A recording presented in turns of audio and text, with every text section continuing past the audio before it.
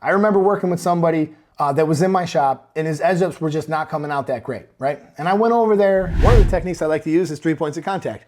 1, 2, 3. Now I'm not flipping you off, at least not all of you. I want to give you guys a big welcome back to the YouTube Barber Academy. My name is Mr. Eddie Barber and my mission is to educate as many people as I possibly can and reach as many people as I can through this YouTube channel and teach them about a business that they may not have considered or they have considered and they're struggling with it. We have over 600 videos to help you learn. Very first thing I want to ask you guys is, have you guys ever struggled with doing a lineup? And what was the difficulty to you? How much of the hairline do you take? Is your shit as crispy as mine? Probably not, right? First off, if there's somebody out there and you guys are hating on people who use enhancements, I got 2 fingers for you. Not those, all right? I got enhancements in my hair right now. I love it. It makes my edge up look full. It makes me feel good. It makes me feel confident. And I want to bring that to my customers. So what is wrong with that? Oh, and for you guys who are like, oh, then second he showers, it just comes off. Actually, that's not true. Certain types of enhancements will last you several days. Some will last permanently. Some will not. We're trying to make people look good. And secondly, what about doing a fucking haircut is natural anyways? To say that, oh, it just washes off. So what? Your haircut just grows back. Oh, so what? Your edge up just grows back. So what? Your beard just grows back. I mean, we shave it off anyways. I'm gonna give you guys some tips that are gonna make your edge up game slap like Ike Turner's boot. I did this on purpose, y'all. So you're probably looking at the haircut right now and you're like, oh, that haircut ain't really that great. Well, I got news for you. It's not done. At a certain point in the haircut, I decided to start working on the edge up for reasons I don't even know. But it actually worked out quite well on my shorts because a lot of you guys dropped some negative comments, which is still engagement. So the keyboard warriors were out there just like I knew they would be. And I got some engagement on that video and I appreciate you guys. So to start this off, I'm actually going to be using a little bit of clipper over comb to get this helmet thing that he's got growing on the front of his head. I gotta get that off, right? Next, I'm gonna clip it up. Let me stop you here for a second, all right? When you put the clips in, all right, if you got hair this long, all right, and you gotta put them in so tight that you're pulling the scalp back, obviously when you do the edge up into that and you take it out, it's gonna just land wherever it wants. Tip number 1, when you put your clips in, don't put them in too tight. Relieve some of the tension, but definitely get all those hairs back.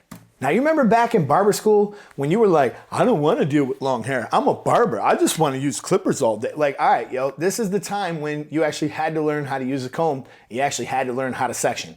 I've actually parted out a really nice portion of his edge up, mainly on one side. That was the lower side. The high side, I really didn't get that much of. And the way that I'm going to do that is using a number 1 fully closed with the grain. I'm actually using my Rogue clippers, and I really do think that the Rogue combo is the best priced combo for the highest performing tools that you are going to find. If you guys want to use my code Eddie, you will save 15% off anything Stylecraft or Gamma. And if you're getting started, I don't think there is a better value than this. As you can see, we have some short hair now in there that we can do our edge up to. And this is not going to push the client back because we're just going to edge up as little as we possibly can. When a client has a high side and a low side, let's say you got a client comes in, right? He's looking like his head's on a slope. This side, it's just kind of coming down like this. And you decide you're gonna start on the high side. What do you think is gonna happen when you start on the high side? Well, I'll tell you what's gonna happen. You're gonna increase the nature of that ski slope until it's a double black diamond. And you don't wanna do that, all right? So we're gonna start on the low side. I'm gonna start in the middle, work my way over to the low side. Another pair of trimmers that's like highly underrated that I actually recently started using again is actually the Flex trimmer. I don't see a million people using it. I don't see a million people talking about it, but yo, that thing has some serious power to get through bulk. And the one that I'm currently using right now, it's actually a protege. It goes along the lines with the cheapest trimmer that you can buy. It's the hitter, but it's the hitter that doesn't come with the stand or none of the other goodies. But it really hits well, and you don't always need power when it comes to doing edge ups. In fact, you don't need much power at all when it comes to doing an edge up. You're just removing a faint amount of hair. Let's use this brand new Cyborg to show you some of the ways that I like to anchor. So I'm gonna pull my mannequin stand over. Yes, it is just a box. I don't know, we're operating on like low budget, this is low budget studio right now, all right? Don't hate. What we have to do to maintain consistency is we have to use anchoring in different techniques. One of the techniques I like to use is 3 points of contact. 1, 2, 3. Now, I'm not flipping you off, at least not all of you. So as I use my middle finger, I'm then going to begin arching the trimmer towards the head and keeping my line right where I want it. I really like using that across the front of the head, although you're going to see that a lot of times I hold it like a pencil. This is actually one of my favorite ways to do it when I really want to get that accuracy. I really don't want to see that trimmer moving. I'm literally holding this like I'm drawing with a pencil, and then I'll take my palm, I'll place it right on his nose, his cheek, his forehead, wherever I got to place it to make sure that when I set my trimmer down, it's in the right spot and I'm actually making progress towards creating a straight line instead of that double black diamond ski slope thing that we were talking about. Heavy looking like Sonny Bono. As I build my edge out to each side, using the mirror, making sure that I got all the hair, you're gonna notice that I still have a lot of hair on that left side of the head for whatever reason, because I told you I sort of stopped mid-haircut and decided to start working on the edge. Now, a tool that a lot of you guys just completely flat out ignore for whatever reason is your shears. Some of you guys just don't want to pick them up. And I'm telling you right now, when you have a bunch of little hairs sticking out, especially when you're dealing with hair this long, shears are going to be one of your best friends. You can get right to them hairs that are sticking out. You can really square off the corners and the edge up, which is what you're going to see me do. And then I'm going to go in there with some trimmer over comb, where as you see, I'm just kind of lifting up some of them curls on the side of the head, and I'm using my comb to knock them off. All right, as we went forward, obviously I finish up this blend. I will show you guys what it looks like towards the end, but as we go forward in this, I'm paying particular attention to this lineup. And one of the reasons why I think I wanted to do the lineup first was I didn't want to wipe out that hair. And while I seen it was still there, while I seen it was still thick, I could set my lines in and I could just leave them there.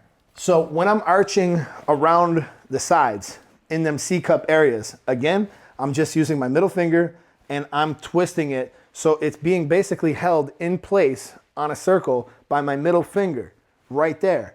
So that's one of the ways that I keep that consistency. Sometimes you'll see me do like a two-hand hold, and at a certain point during an edge up, it makes a lot of sense to pick up a pair of shears, which is what you'll see me do to kind of finalize that last bit of the line. So other than that, I think that pretty much covers everything. And the nice thing about doing edge ups, honestly, the nice thing about doing edge ups, you don't have to be no expert in clipper cutting to be able to perform one, all right? It's just one of those things where you can start to develop your barber eye, look in the mirror, and tell which side needs the work. I remember working with somebody a while ago that was in my shop, and his edge ups were just not coming out that great, right? And I went over there and I showed him how much more finagling I was willing to do. He was like, dude, I really thought that was done, and you went at it for like another 5 minutes, which is a long time. I said, my guy, I will work at it until I think it's as perfect as I can make it, and then I'll let them go. You know what? The very next edge up he did, crushed it. I was so proud because I was peeping, you know what I mean? I got an investment in this guy now because he didn't ask for help, but I went over there and I helped him anyways, and I had a little bit of an investment in there. Okay, so once I'm done with his full edge, I took out the clips just to make sure that they weren't pulling on his hair, make sure that I had everything the way I wanted. I'm behind him now, I'm on the eye level. The camera is not always gonna capture whether this is straight or not. And feel free to throw me some shade in the comments if you don't like this. But now we're going in with a product that I just love. This product is called Red by Tintation. I believe it's actually made by the same people that made Kiss Express. And why on earth would I ever buy an airbrush again? And I'm gonna tell you why. This stuff works. I mean, this stuff gives you exactly what you would get out of your air can without having to deal with all the cleaning it, all the clogging, all the nonsense. You can literally just spray this stuff in right out of the can and it looks fantastic. I absolutely love this product and I've linked it below. And speaking of links below, you guys will notice that I actually have an Amazon store below. I did this for a number of reasons, but one of the biggest reasons why I did this was because a lot of my links, they went the way of the dodo, all right? They went out to die after I went through all that trouble to fix them. And then I would have to go through hundreds of videos to try to straighten them out. So now you have a whole store that I can constantly update the links, and you guys can check that out. It'll link you directly to Amazon. And also my new collaboration with Williamsport Bowman. This company has literally everything you can imagine. They own most of the other barber supply companies that you may have shopped at, and they will give you 10% off if you use my code Eddie10, and they are also linked down below. Check out my link tree. So with that being said, let's go through what I'm doing now. Now I got the Tomb 45 pencils. And I do this for a number of reasons. There's a bunch of pencils I could be buying, right?